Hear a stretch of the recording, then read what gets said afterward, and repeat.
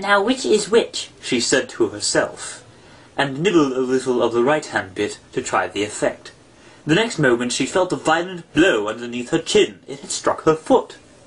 She was a good deal frightened by this very sudden change, but she felt that there was no time to be lost, as she was shrinking rapidly. So she set to work at once to eat some of the other bit. Her chin was pressed so closely against her foot that there was hardly room for her to open her mouth, but she did it at last and managed to swallow a morsel of the left-hand bit.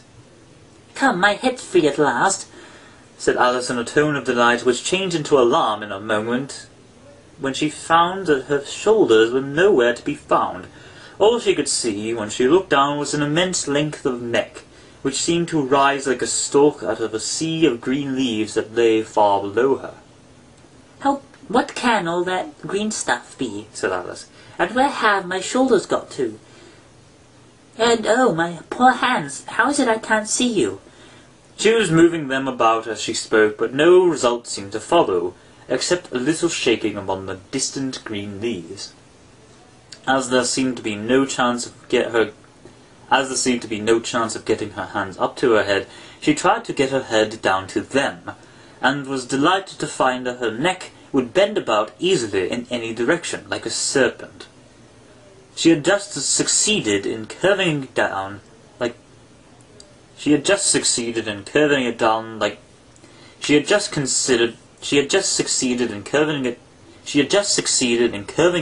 into a graceful zigzag, and was going to dive in among the leaves, which she found to be nothing but the tops of the trees under which she had been wandering, when a sharp hiss made her draw back in a hurry. A large pigeon had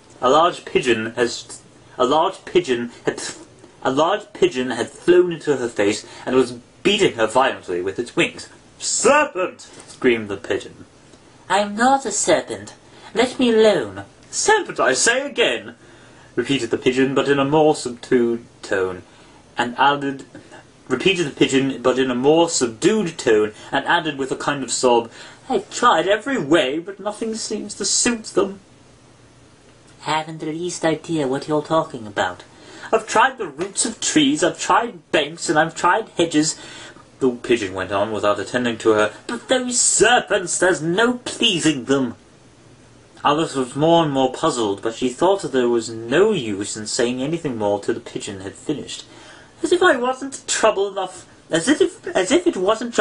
hatching the eggs," said the pigeon, but I must be on the lookout for serpents night and day. Why, I haven't had a wink of sleep these 3 weeks."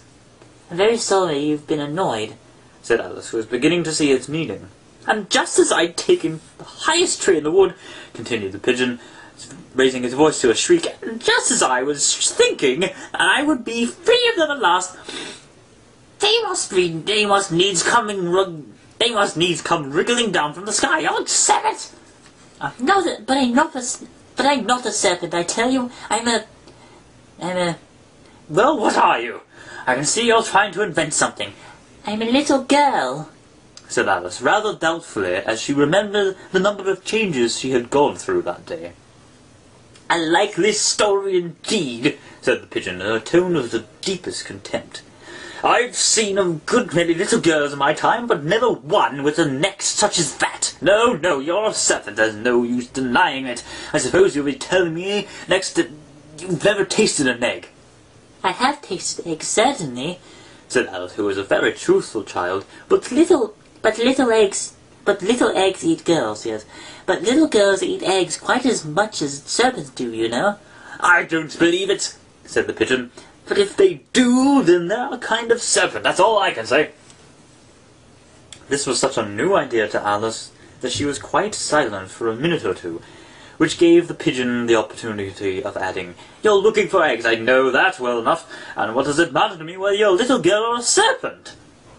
"It matters a good deal to me, but I'm not looking for eggs as it happens, and if I was I shouldn't want yours. I don't like them raw." "Off then," said the pigeon in a sulky tone as it settled down again into its nest. Alice crouched down among the trees as well as she could, for her neck kept getting entangled among the branches, and every now and then she had to stop and untwist it. After a while she remembered that she still held the pieces of the mushroom in her hands,